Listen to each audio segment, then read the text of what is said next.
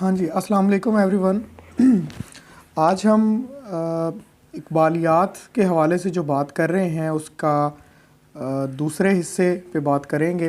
پہلے حصے پہ ہم نے اقبال کی سوانح پر بات کی تھی پچھلے لیکچر میں، تو آج کے لیکچر میں ہم اقبال کی جو تصنیفی زندگی ہے اس پہ بات کریں گے، اور اس میں ہم دیکھیں گے کہ جو اقبال کے شعری مجموعے ہیں ان کے بارے میں کون سی اہم معلومات ہو سکتی ہیں جن کے حوالے سے سوال بن سکتا ہے، جن میں سے یا اقبال نے جو نثر لکھی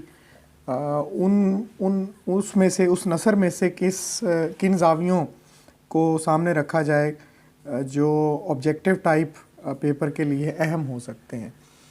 تو اس میں ڈیفینیٹلی آج ہم بات بھی کریں گے، تو آپ تھوڑا سمجھیں گے کہ شعری مجموعے اقبال کے کتنے ہیں، ان میں سب سے پہلا شعری مجموعہ کون سا ہے، سب سے آخری شعری مجموعہ کون سا ہے، فارسی شعری مجموعے کتنے ہیں، اردو شعری مجموعے کتنے ہیں، اور پھر اقبال کی جو مشہور نظمیں ہیں وہ ان کے کس کس مجموعے میں کون کون سی نظم شامل ہے۔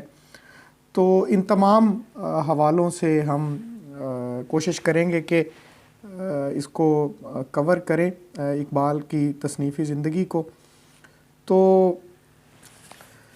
سٹارٹ کرتے ہیں جی۔ اقبال کا اردو اور فارسی کے کل ملا کر جو مجموعے شائع ہوئے ان کی تعداد 11 ہے۔ اب وہ کس ترتیب سے شائع ہوئے اور کس طرح سے، کیونکہ بعض ایسے شعری مجموعے بھی ہیں جن کو بعد میں اقبال نے اکٹھا کر کے ایک ہی کتاب کی شکل میں شائع کر دیا، جیسے جو اسرار خودی اور رموز بے خودی، ان دونوں کو بعد میں اقبال نے اکٹھا کر کے اسرار و رموز کے عنوان سے شائع کیا۔ پھر جو ان کی 2 مثنویاں، پہلے مسافر اور پھر پس چہ باید کرد اے اقوام شرق، یہ دونوں الگ الگ شائع ہوئیں، بعد میں پھر ان کو اکٹھا کر دیا اقبال نے۔ تو اس طرح سے ان تمام چیزوں کو ہم سمجھنے کی کوشش کریں گے آج۔ اقبال کے تمام شعری مجموعے ان کی زندگی میں شائع ہوئے ماں سوائے ارمغان حجاز کے۔ آپ سے سوال پوچھا جا سکتا ہے کہ اقبال کا کون سا شعری مجموعہ ان کی وفات کے بعد شائع ہوا، تو یہ ارمغان حجاز ہے۔ سب سے پہلا شعری مجموعہ فارسی یا اردو دونوں میں جو بحثیت مجموعی سب سے پہلا شعری مجموعہ ہے وہ اسرار خودی ہے، جو 1915 میں شائع ہوا۔ یہ فارسی شعری مجموعہ ہے۔ اسرار خودی کے حوالے سے آپ کو پتہ ہونا چاہیے کہ اس پر اعتراضات بھی ہوئے اس شعری مجموعے پر، اور ان اعتراضات اٹھانے والوں میں سب سے جو نمایاں آدمی ہیں وہ خواجہ حسن نظامی ہیں۔ خواجہ حسن نظامی نے اسرار خودی کے خاص طور پر دیباچے میں، چونکہ اقبال نے تصوف کے حوالے سے چند ایسی باتیں لکھی تھیں جو ان کی نظر میں قابل اعتراض تھی، تو اس پر خواجہ حسن نظامی نے مضامین لکھنے شروع کیے، اور پھر اقبال نے ان کا جواب دینا شروع کیا۔ تو یہ ایک طرح سے ایک کلمی مارکہ یا کلمی مباحثہ بن گیا تھا خواجہ حسن نظامی اور اقبال کے درمیان، جو کافی مشہور بھی ہوا۔ تو اسی لیے جب دوسرا ایڈیشن شائع ہوا اسرار خودی کا 1918 میں، تو اس میں اقبال نے اس دیباچے کو اور بہت سے دیگر جو ایسے اشعار تھے جو قابل اعتراض تھے خواجہ حسن نظامی کی نظر میں یا اور لوگوں کی نظر میں، ان کو اقبال نے حذف کر دیا، اور پھر یہ دوسرا ایڈیشن 1918 میں ترامیم کے ساتھ شائع ہوا۔ اسرار خودی کا ہی دوسرا حصہ اقبال نے اس کو قرار دیا ہے رموز بے خودی کو، گو کہ پہلی دفعہ یہ الگ کتاب کی صورت میں 1918 میں شائع ہوئی، لیکن بعد میں پھر دونوں حصوں کو یکجا کر کے اقبال نے 1923 میں شائع کرایا، اور اس کا نام رکھا اسرار و رموز۔ اقبال کا جو تیسرا شعری مجموعہ ہے فارسی کا، وہ پیام مشرق ہے۔ پیام مشرق 1923 میں چھپا، 4 حصوں پر مشتمل ہے یہ۔ پہلا حصہ اس کا لالۂ طور کے عنوان سے ہے، اس میں 23 رباعیاں ہیں۔ افکار کے نام سے دوسرا حصہ ہے، 21 نظمیں اس میں شامل ہیں۔ میں باقی یہ غزلیات پر مشتمل ہے، اور نقش فرنگ بھی۔ تو یہ 4 حصوں پر مشتمل ہے پیام مشرق۔ آپ سے سوال اس کی تاریخ اشاعت کا پوچھ لیا جائے یا یہ پوچھ لیا جائے اقبال کا تیسرا شعری مجموعہ کون سا ہے، یا یہ پوچھ لیا جائے کہ اقبال کے اس شعری مجموعے کو کل کتنے حصوں میں انہوں نے تقسیم کیا ہے، تو یہ 4 حصے ہیں اور اس کے بارے میں یہ تمام باتیں آپ کو پتہ ہونی چاہیے۔ اقبال کا پہلا اردو شعری مجموعہ بانگ درا ہے، جو مجموعی طور پر تو چوتھا شعری مجموعہ ہے، لیکن اردو میں یہ پہلا شعری مجموعہ ہے اور اس کی تاریخ اشاعت یاد رہنی چاہیے 1924 ہے۔ بانگ درا 3 حصوں پر مشتمل ہے۔ پہلے حصے میں اقبال کی ابتدا سے 1905 تک کا کلام ہے، جب وہ تعلیم کی غرض سے یورپ کا سفر انہوں نے کیا۔ پھر 1905 سے 1908 تک وہ یورپ میں رہے، تو دوسرا حصہ اس کا 1905 سے 1908 تک کی شاعری پر مشتمل ہے، اور تیسرے حصے میں 1908 سے 1924 تک کا کلام ہے۔ اور پھر اسی حصے میں بانگ درا میں ایک آخری اسی کتاب کا جو ایک آخری حصہ ہے، اس کا عنوان انہوں نے قائم کیا ہے ظریفانہ، اور اقبال کے اس میں طنزیہ اور مزاحیہ جو شاعری ہے اقبال کی، وہ اس حصے میں شامل ہے، قطعات کی شکل میں انہوں نے لکھی ہیں۔ تو آپ سے سوال پوچھا جا سکتا ہے کہ اقبال کی طنزیہ اور مزاحیہ شاعری پر مشتمل حصہ ظریفانہ کے عنوان سے اقبال کے کس مجموعے میں شامل ہے؟ تو یہ بانگ درا میں یہ شاعری شامل ہے۔ پھر جی اس کے بعد اقبال کی جو مشہور نظمیں جو بانگ درا میں ہی شامل ہیں، آپ کو ان کے بارے میں لازمی پتہ ہونا چاہیے۔ اقبال کی مشہور نظموں میں ہمالہ جو پہلی نظم، مرزا غالب، ایک پہاڑ اور گلہری، پرندے کی فریاد، شمع و پروانہ، نالہ فراق، ترانہ ہندی، نیا شوالہ، شکوہ جواب شکوہ خاص طور پر یاد رکھیں۔ اسی طرح شمع اور شاعر، حضور رسالت مآب میں، فاطمہ بنت عبداللہ، والدہ مرحومہ کی یاد میں، خضر راہ اور طلوع اسلام، یہ وہ نظمیں ہیں، ان کے حوالے سے آپ کو پتہ ہونا چاہیے کہ یہ اقبال کی بانگ درا میں شامل ہیں۔ آپ سے پوچھ لیا جائے کسی بھی نظم کا، طلوع اسلام کا پوچھ لیا جائے، خضر راہ کا پوچھا جائے شکوہ جواب شکوہ کس مجموعے میں شامل ہے، تو یہ تمام نظموں کے نام آپ کو پتہ ہونے چاہیے۔ اقبال کا فارسی کلام کا چوتھا مجموعہ زبور عجم ہے، جو 1927 میں شائع ہوا ہے۔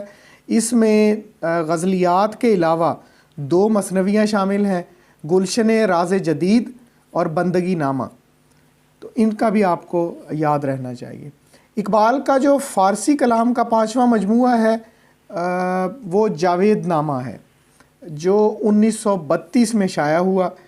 اقبال نے اس مجموعے کو اسلامی کامیڈی کا نام دیا ہے، بالکل اسی طرح جس طرح اطالوی شاعر، اٹالین پوئٹ ہے دانتے، اس کی ایک بڑی مشہور نظم ہے بڑی طویل، ڈیوائن کامیڈی کے نام سے، تو اقبال نے بھی اس کو اسلامی کامیڈی قرار دیا جاوید نامہ کو۔ اچھا، جاوید نامہ کا پوری جو یہ کتاب ہے، اس کا موضوع آپ سے پوچھا جا سکتا ہے، تو یہ دراصل اقبال کا عالم افلاک کا روحانی سفر ہے، جو انہوں نے اپنے مرشد جلال الدین رومی کی رہنمائی میں طے کیا، اور اس پوری جاوید نامہ میں مختلف سیاروں کے سفر کی روداد اور جو مختلف معاشرتی اسلامی مسائل یا موضوعات ہیں ان پر اظہار خیال کیا اقبال نے۔ پھر اسی کا آخری حصہ خطاب با جاوید کے عنوان سے ہے، جس میں انہوں نے اپنے بیٹے جاوید اقبال کو مخاطب کر کے وہ حصہ لکھا ہے۔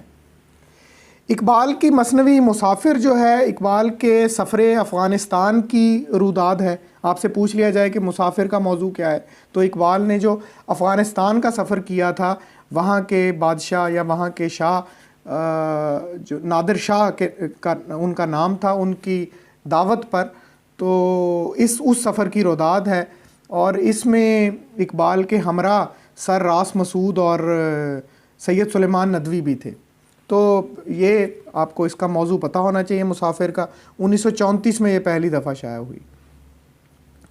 پھر اقبال کا دوسرا اردو کا شعری مجموعہ بال جبریل ہے۔ بال جبریل 1935 میں شائع ہوئی۔ پہلے اس کا جو نام تھا، مجوزہ نام، وہ نشان منزل تھا، اسی کتاب کا، لیکن بعد میں پھر اقبال کو بال جبریل ہی درست لگا تو انہوں نے یہی نام فائنل کیا۔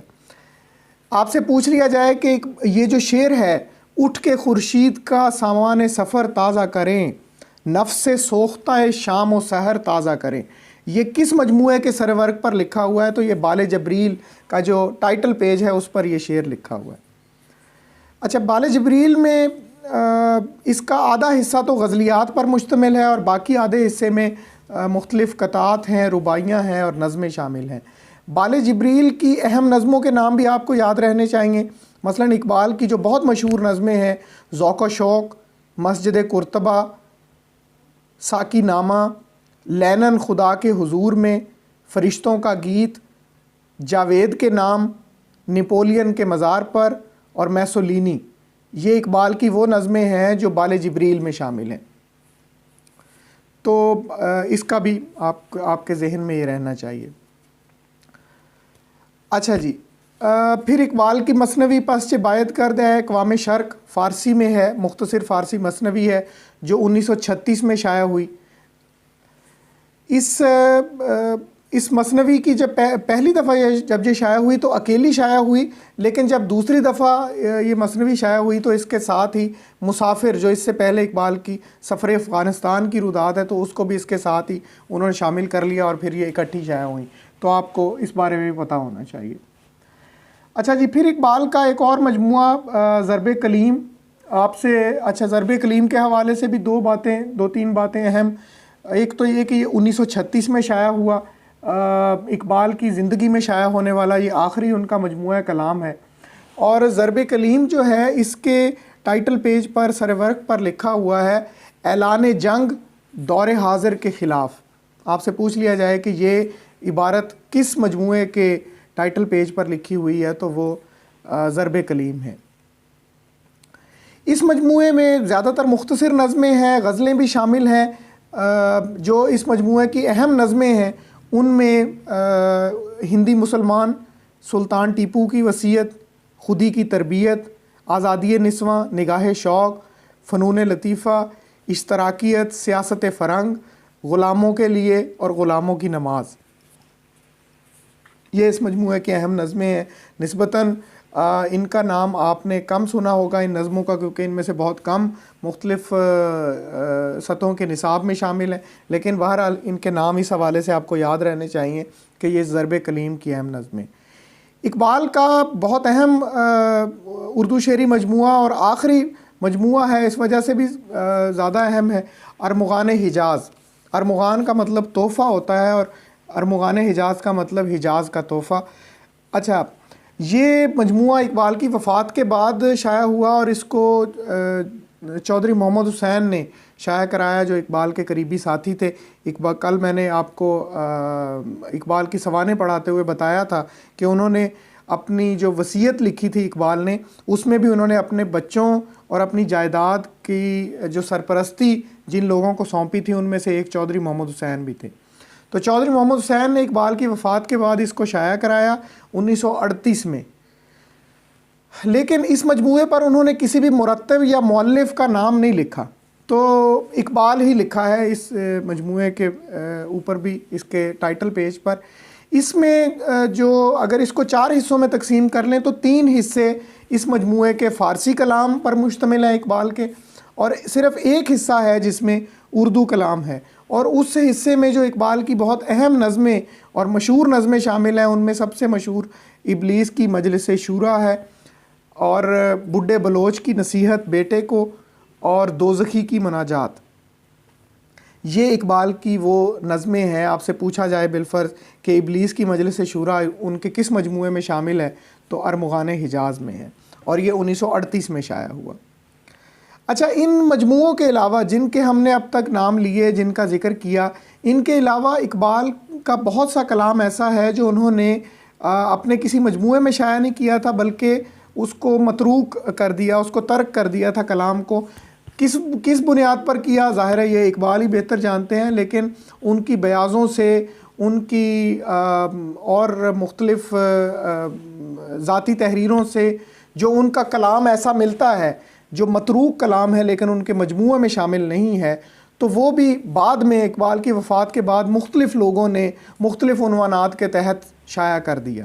ان متروک کلام کے جو مجموعے ہیں ان میں سے اگر یہ نام آپ کو یاد رہ جائیں تو بہت اچھی بات ہے: رخت سفر، باقیات اقبال، تبرکات اقبال، سرود رفتہ، نوارد اقبال، ابتدائی کلام اقبال اور کلام اقبال۔ ان کے مرتبین بھی مختلف ہیں ان تمام کے، لیکن ایک بات خاص طور پر یاد رہنی چاہیے کہ جس طرح کلیات اقبال شائع ہوئی ہے، اسی طرح باقیات کلیات اقبال بھی شائع ہوئی ہے، کہ ایسا کلام جو باقیات ہے، جو کلیات میں شامل نہیں ہے، اس کو مرتب کیا ہے ڈاکٹر صابر کلوروی نے۔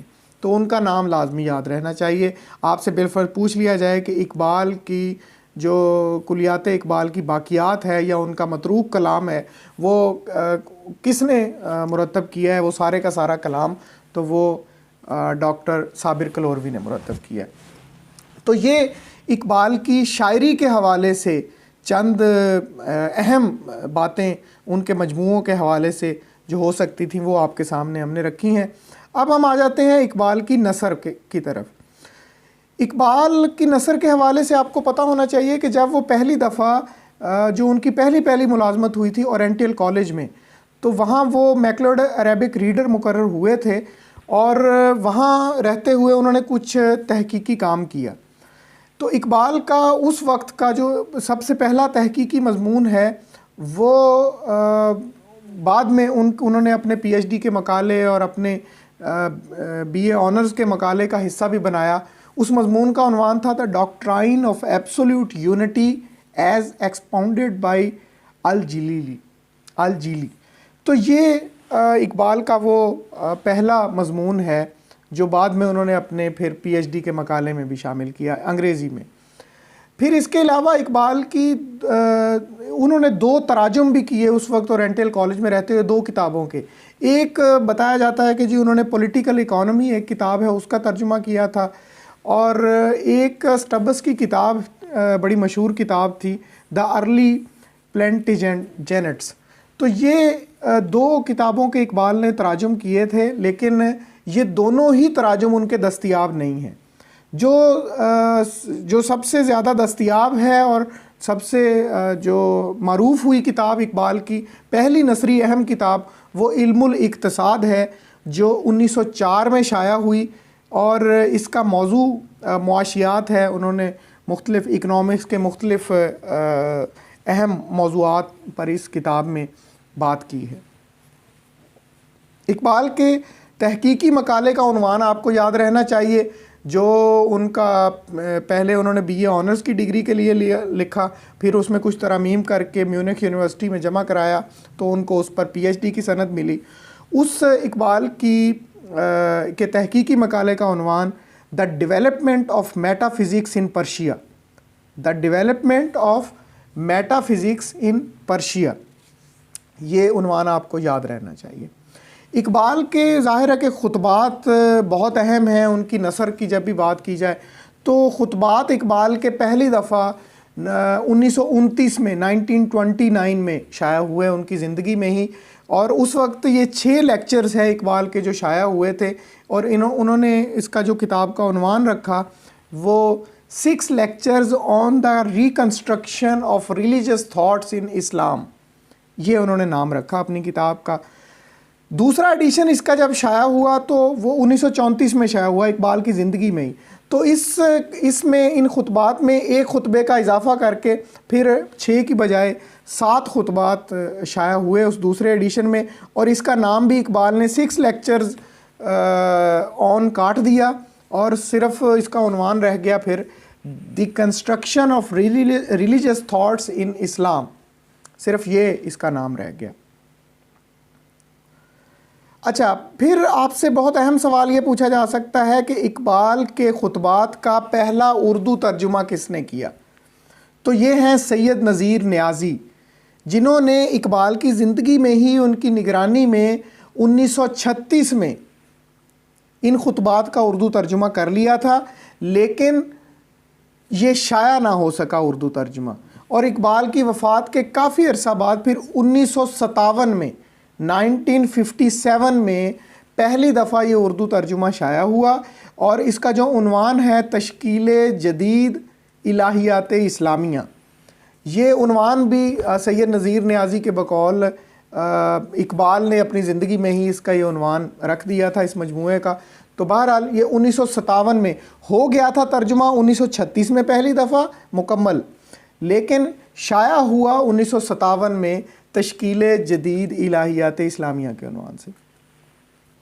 پھر انہی خطبات کا بہت سے اور لوگوں نے بھی اردو میں ترجمہ کیا ہے، جن میں ڈاکٹر وحید عشرت، جن کا اردو ترجمہ تجدید فکریات اسلام کے عنوان سے شائع ہوا، ان کے علاوہ ڈاکٹر محمد سمیع الحق ہیں، شہزاد احمد ہیں، پروفیسر شریف کنجاہی ہیں، جنہوں نے اردو میں ترجمہ کیا ان خطبات کا۔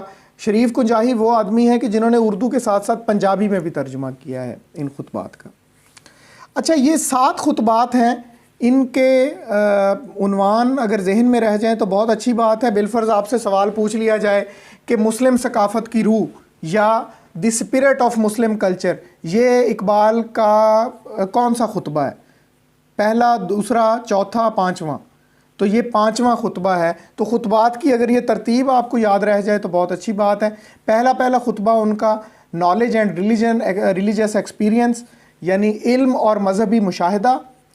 دوسرا خطبے کا عنوان تھا the philosophical test of the revelation of religious experience, مذہبی واردات کے انکشافات کا فلسفیانہ معیار۔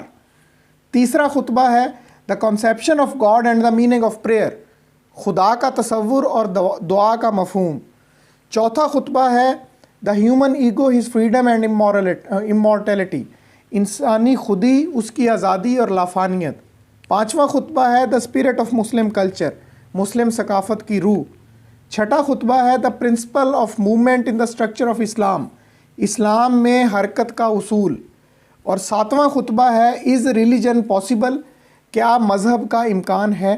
اچھا، یہ جو عنوانات ہیں یہ یہاں تو ہم نے لیے ہیں ڈاکٹر وحید عشرت کی کتاب تجدید فکریات اسلام سے۔ کسی اور نے جو اردو ترجمہ کیا ہوگا انہوں نے ان عنوانات کا بھی ممکن ہے مختلف اردو ترجمہ کیا ہو، لیکن بہرحال جتنا بھی مختلف کیا ہو قریب قریب ہی ہوتا ہے، بہت زیادہ کوئی اس میں مختلف نہیں ہو سکتا۔ تو آپ کو اگر یہ عنوان یاد رہ جائیں تو بہت اچھی بات ہے۔ پھر اقبال کی نثر کی ایک کتاب ڈاکٹر جاوید اقبال نے 1961 میں مرتب کی تھی، اسٹے ریفلیکشنز کے عنوان سے، انگریزی نثر کی کتاب۔ اقبال کی بیاض میں سے انہوں نے جو مختلف انہوں نے اپنے خیالات درج کیے تھے اقبال نے، ان کو اکٹھا کر کے ڈاکٹر جاوید اقبال نے شائع کرایا۔ پھر علامہ اقبال نے اپنی زندگی میں ایک اور کتاب لکھنا شروع کی تھی تاریخ تصوف کے عنوان سے، بہت اہم موضوع پر، لیکن یہ اقبال مکمل انہوں نے نہیں کیا اس کتاب کو۔ انہوں نے جو اس کا خاکہ بنایا تھا وہ غالباً 4 ابواب پر تھا مشتمل، لیکن وہ 2 ہی ابواب انہوں نے لکھے، باقی 2 ابواب نہیں لکھے اور اس کو ادھورا چھوڑ دیا۔ اس کی جو وجہ ہو سکتی ہے، قیاس کیا جا سکتا ہے، وہ یہی تھی کہ جو ظاہر ہے کہ اقبال کے تصوف کے حوالے سے خیالات تھے، ان پر جو اعتراضات اٹھ رہے تھے، اور خاص طور پر جیسے میں نے آپ کو بتایا کہ خواجہ حسن نظامی کے ساتھ جو ایک مارکہ ہو چکا تھا اس اسرار خودی کی اشاعت کے بعد، تو پھر اقبال نے غالباً مناسب سمجھا ہوگا کہ اس کو آگے بحث کو نہ بڑھایا جائے، تو انہوں نے اس کتاب کو ادھورا چھوڑ دیا۔ بہرحال اقبال کی وہ کتاب تاریخ تصوف کے عنوان سے مرتب کی، اس کے 2 ابواب مرتب کیے جو بھی اقبال کے دستیاب ہوئے ہیں۔ 1985 میں ڈاکٹر صابر کلوروی اس کے مرتب ہیں تاریخ تصوف کے۔ اچھا، پھر اقبال کی ایک کتاب ڈاکٹر تحسین فراقی نے ترتیب دی ہے، 1988 میں شائع ہوئی، بے دل ان دا لائٹ آف برگساں۔ پھر اقبال کا ایک مضامین اقبال کے نام سے مرتب کیا مجموعہ تصدق حسین تاج نے 1943 میں شائع ہوا۔ اقبال کے مختلف جو مضامین ہیں جتنے بھی دستیاب تھے انہوں نے اس کو اکٹھا کر دیا اس میں۔ مقالات اقبال، اس کو پہلی دفعہ عبد الواحد معینی نے مرتب کیا 1963 میں، محمد عبداللہ قریشی نے بعد میں اس میں کچھ اضافے کیے اور اسی کتاب کو 1988 میں چھاپا، مقالات اقبال کو۔ پھر عبد الغفار شکیل کی مرتبہ ایک کتاب اقبال کی، اقبال کے نثری افکار، یہ 1977 میں شائع ہوئی۔ اس میں اقبال کے اس وقت تک جتنے بھی مضامین اور جتنی بھی تحریریں سامنے آ چکی تھیں، تنقیدی تحریریں یا مقالات کے ذیل میں جتنی تحریریں ملی تھیں، تو وہ انہوں نے اقبال کے نثری افکار میں جمع کر دیں۔ گفتار اقبال، یہ کتاب محمد رفیق افضل نے 1969 میں ترتیب دی۔ اس میں اقبال نے اپنی زندگی میں جو روزنامہ زمیندار اور روزنامہ انقلاب میں مختلف بیانات دیے تھے یا ان کی جو تقریریں چھپتی رہیں ان اخبارات میں، اس کو شامل کیا گیا ہے گفتار اقبال میں۔ نگارشات اقبال، اس کو زیب النساء نے 1993 میں مرتب کیا، اور اس میں اقبال نے جو مختلف لوگوں کی کتابوں کے دیباچے لکھے، تقاریض لکھیں یا آراء دیں، مختلف لوگوں کی کتابوں پر تبصرے کیے، تو ان کو شامل کر کے نگارشات اقبال میں جمع کر دیا ہے زیب النساء نے۔ پھر اقبال کی 2-3 اور انگلش کتابیں جو مختلف لوگوں نے مرتب کی ہیں، speeches and writings and statements of Iqbal, thoughts and reflections of Iqbal اور مومنٹس آف اقبال، یہ مختلف وہ کتابیں اقبال کی جو مختلف لوگوں نے مرتب کی ہیں۔ ان کے نام بھی اگر آپ کو یاد رہ جائیں، ڈسکورسز آف اقبال بھی ان کی ایک اہم کتاب ہے، تو یہ بھی آپ کو یاد رہ جائیں تو بہت اچھی بات ہے۔ پھر اقبال کے خطوط کے مجموعے، پہلا مجموعہ شاد اقبال، اقبال کے خطوط کا پہلا مجموعہ مرتب کیا ہے محی الدین قادری زور نے ان کی وفات کے بعد شاد اقبال کے عنوان سے۔ اور اس میں کون سے خطوط شامل ہیں شاد اقبال میں؟ وہ تمام خطوط جو اقبال نے حیدرآباد دکن کے مہاراجہ کشن پرشاد شاد کے نام لکھے تھے۔ اقبال کے 49 خطوط ہیں، اور پھر جو مہاراجہ نے اقبال کو جواب دیے یا ان کے نام لکھے وہ بھی 52 خطوط۔ تو یہ آپ سے بالفرض پوچھ لیا جائے کہ اقبال کے مہاراجہ کشن پرشاد شاد اور مہاراجہ کے اقبال کے نام خطوط کا مجموعہ کون سا ہے جو محی الدین قادری زور نے مرتب کیا ہے، تو یہ شاد اقبال ہے۔ پھر اقبال بنام شاد، یہ بھی انہی خطوط کے متعلقہ ہے یہ مجموعہ، اور یہ محمد عبداللہ قریشی نے شائع کیا 1982 میں۔ لیٹرز آف اقبال ٹو جناح، یہ پہلی دفعہ جب شائع ہوئی تو اس کو مرتب کیا تھا محمد شریف توسی نے MRT کے کلمی نام سے، اور اس میں 13 خطوط شامل تھے۔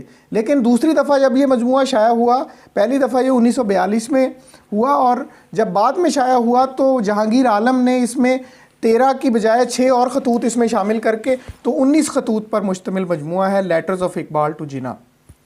پھر علامہ اقبال کا ایک اور خطوط کا بہت اہم مجموعہ اقبال نامہ کہ 2 حصوں پر یہ مشتمل ہے، حصہ اول اور دوم، اور یہ بڑا اقبال کے خطوط کا سب سے ضخیم مجموعہ یہی تھا جو شیخ عطا اللہ نے مرتب کیا تھا۔ پھر اقبالز لیٹرز ٹو عطیہ بیگم، آپ کو پتہ ہے یہ بھی بہت اہم اقبال کے عطیہ بیگم کے نام خطوط کا مجموعہ، یہ عطیہ بیگم نے ہی مرتب کیا اور یہ 1947 میں شائع ہوا۔ پھر بشیر احمد ڈار نے بھی اقبال کے مختلف خطوط کے مجموعے چھاپے ہیں، اردو میں جو ان کے خطوط انہوں نے چھاپے ہیں وہ انوار اقبال کے نام سے چھاپے ہیں، اور 2 انگریزی خطوط کے مجموعے letters and writings of Iqbal, ایک ان کی کتاب میں شامل ہے اور ایک لیٹرز آف اقبال میں شامل ہے، بشیر احمد ڈار نے یہ مجموعے چھاپے ہیں۔ ان میں سے آپ کو سب کے نام یاد نہیں رہتے، پہلے مجموعے کا خطوط کے کا نام لازمی یاد رکھیں، اور پھر شیخ عطا اللہ نے جو مرتب کیا اقبال نامہ اس کا نام لازمی یاد رکھیں۔ لیکن ان سب سے ہٹ کر جو سب سے اہم بات یاد رکھنے کی ہے وہ یہ ہے کہ اقبال کے تمام خطوط، جتنے بھی خطوط منظر عام پر آئے مختلف مجموعوں میں، مختلف اور رسائل میں، کلیات مکاتیب اقبال کے نام سے مظفر حسین برنی نے ان کو 4 جلدوں میں شائع کیا۔ 1989 سے لے کر 1998 تک یہ 4 مجموعے شائع ہوئے۔ اس میں اقبال کے تمام دستیاب اردو خطوط اور انگریزی خطوط شائع ہو چکے ہیں۔ کلیات مکاتیب اقبال، ان کے مرتب کا نام لازمی یاد رکھیں، جس طرح میں نے اس دن بتایا تھا غالب کو پڑھاتے ہوئے کہ مکاتیب غالب، جو غالب کے خطوط سارے ایک ہی جگہ اکٹھے کر کے ترتیب دیے ہیں، وہ دیے ہیں خلیق انجم نے۔ اسی طرح جو اقبال کے خطوط سارے کے سارے اکٹھے کر کے ترتیب دیے ہیں وہ مظفر حسین برنی نے دیے، تو ان کا نام آپ کو یاد رہنا چاہیے۔ تو یہ تھی جی اقبال کے حوالے سے مختلف جو ان کی شاعری اور ان کی نثر کے حوالے سے اہم باتیں ہو سکتی ہیں. ان کی تمام شاعری اور نثر کے مجموعوں کے حوالے سے ہم نے تمام زاویوں سے اس کو دیکھا، جن سے بھی ایک آبجیکٹیو ٹائپ کویسچن بن سکتا ہے آپ کے لیے. لیکن ان سب سے ہٹ کر ایک بہت اہم سوال یا بہت اہم زاویہ اقبالیات کو تیار کرنے کے لیے یہ ہے کہ اقبال پر جو کام ہوا ہے، اقبال پر جتنی اہم کتابیں لکھی گئی ہیں، آپ کو ان کتابوں کے نام یاد کرنے ہیں اور ان کے مصنفین کے نام یاد کرنے ہیں. اقبال پر چونکہ بہت کام ہو چکا ہے، اس لیے کوشش یہ کرنی ہے کہ جو مختلف یونیورسٹیوں کے نصاب میں شامل ہیں کتابیں، یا جن کے حوالے زیادہ آئے ہیں، جو زیادہ اہم سمجھی جاتی ہیں کتابیں، ان کے نام اور ان کے مصنفین کے نام آپ کو لازمی یاد ہوں. میں نے ایک فہرست بنائی ہے یہاں پہ، اور میں کوشش کرتا ہوں بقیہ ٹائم میں اس کو پڑھ دوں جلدی سے اور آپ سے پھر شیئر بھی کر لوں گا. ذکر اقبال عبد المجید سالک. فکر اقبال خلیفہ عبد الحکیم. عروج اقبال ڈاکٹر افتخار احمد صدیقی. زندہ رود جسٹس جاوید اقبال. علامہ اقبال شخصیت اور فن ڈاکٹر رفیع الدین ہاشمی. اقبال بحیثیت شاعر ڈاکٹر رفیع الدین ہاشمی. روزگار فقیر سید وحید الدین. بہت اہم کتاب ہے، اس کا نام لازمی یاد رکھنا ہے. روایات اقبال محمد عبداللہ چغتائی. مظلوم اقبال اعجاز احمد. فکر اقبال کا المیہ صلاح الدین درویش. اقبال کی شخصیت اور شاعری پروفیسر حمید احمد خان. حیات اقبال کی گمشدہ کڑیاں، یہ بھی بہت اہم کتاب ہے، محمد عبداللہ قریشی. پھر عطیہ بیگم نے جو اقبال پر کتاب لکھی، اس کا نام یاد رکھیں ہمیشہ، اقبال اس کتاب کا نام ہے، اقبال. اقبال کی سیاسی زندگی پر 2-3 کتابیں، جن میں اقبال کی سیاسی زندگی پروفیسر محمد سلیم کی کتاب، اقبال کا سیاسی کارنامہ محمد احمد خان کی کتاب، اور اقبال کا سیاسی سفر حمزہ فاروقی کی کتاب. پھر ایک اور کتاب اقبال کے ہم نشین ڈاکٹر صابر کلوروی کی. سرگزشت اقبال عبدالسلام خورشید. اقبال شخصیت اور شاعری رشید احمد صدیقی. اقبال درون خانہ خالد نذیر صوفی. علامہ اقبال کی ازدواجی زندگی حافظ سید حامد جلالی کی کتاب ہے. مسائل اقبال ڈاکٹر سید عبداللہ. اقبال چند نئی جہات ڈاکٹر خواجہ زکریا. میزان اقبال پروفیسر محمد منور. اطراف اقبال ملک حسن اختر. دانائے راز، یہ بڑی اہم کتاب ہے، اس کا نام بھی لازمی یاد رکھنا، دانائے راز سید نذیر نیازی کی. اقبال سب کے لیے ڈاکٹر فرمان فتح پوری. اقبال اور عصر حاضر کا خرابہ شمیم حنفی. اقبال کا حرف تمنا شمیم حنفی. اقبال اور قرآن ڈاکٹر غلام مصطفیٰ خان. اقبال اور اس کا عہد جگن ناتھ آزاد. اقبال اور اس کا فلسفہ آل احمد سرور. اقبال کا فنی ارتقاء جابر علی سید. اقبال کا فن گوپی چند نارنگ. تو یہ میں نے ایک فہرست یہاں پہ دی ہے. ضروری نہیں کہ اس فہرست میں سے ہی سوال کوئی کتاب کا نام پوچھا جائے، اس سے ہٹ کر بھی آپ اقبال پر جو اہم کتابیں ہو سکتی ہیں ان کے نام لازمی دیکھیں، خاص طور پر جو آپ کے سلیبس میں شامل ہوتی ہیں کتابیں، مختلف یونیورسٹیوں کے نصاب میں شامل ہوتی ہیں ان کے نام. اور پھر جتنی ڈائمینشن سے ہم نے آج اقبال کو دیکھا، ان کے مجموعوں کے نام، پہلے اور آخری مجموعے کے نام، مجموعوں کی تاریخ اشاعت، کون سی نظمیں کس کس مجموعے میں شامل ہیں، نثر کی کتابوں کے نام، ان کے خطوط کے حوالے سے جو باتیں ہم نے کی، تو ان تمام کو آپ یاد کریں اور اپنے ذہن میں رکھیں. میرا یہ خیال ہے کہ ہم نے اقبال پر جو اس کی سوانح پر پچھلا لیکچر تھا اور آج جو ان کی تصانیف کے حوالے سے تھا، اس میں کافی ساری چیزیں ہم نے کور کر لی ہیں، اور اس پیپر کی تیاری کے لیے آئی تھنک آپ کے لیے یہ کافی ہو سکتی ہیں اگر آپ ان کو اچھے طریقے سے نوٹ ڈاؤن کریں اور یاد کر لیں. تو آج کے لیے اتنا ہی. انشاءاللہ اگلی کلاس میں پھر کسی اور موضوع پر بات کریں گے. اللہ حافظ.